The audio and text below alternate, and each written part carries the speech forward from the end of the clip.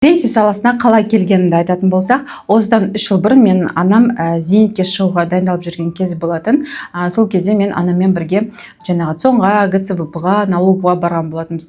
Яғни біз ол жақтан ешқандай өзіміздің сұрақтарымызға жауап таба алмағандықтан мен интернет желісінен ақпарат іздей бастадым. Сол кезде ютубта Сергей Белялов деген кісіні тапқан болатым.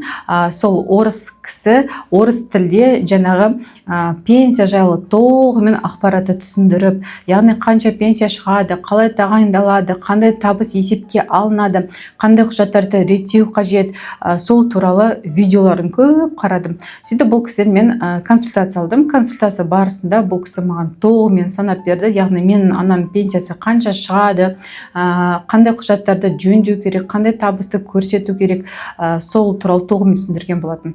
Одан кейін арада көп ұзамай мен бұл кісіден курс сұрадым, яғни мені оқытыңыз деп өтінген болатын. Сол кісіден білім алып, қазіргі кезде мен 3 жыл болды осы пенсия саласында жүргеніме. Өзімнен кейін 200-ге жуық қыздарды оқытып, ол кісілердің табыс табуына көмек беріп жүрмін.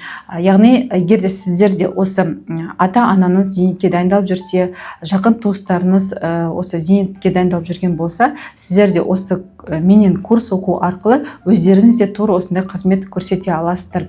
Яғни онлайн қызмет көрсете аласыздар, басқа да клиенттерге қызмет көрсете аласыздар. Мен Қазақстан бойынша көптеген адамдардың максималды пенсия шығуына көмектескенмін. Сол себепті сіздерді де өзім курсыма шақырамын. Сіздер де табысты болыңыздар, ата-аналарыңызға көмектесіңіздер.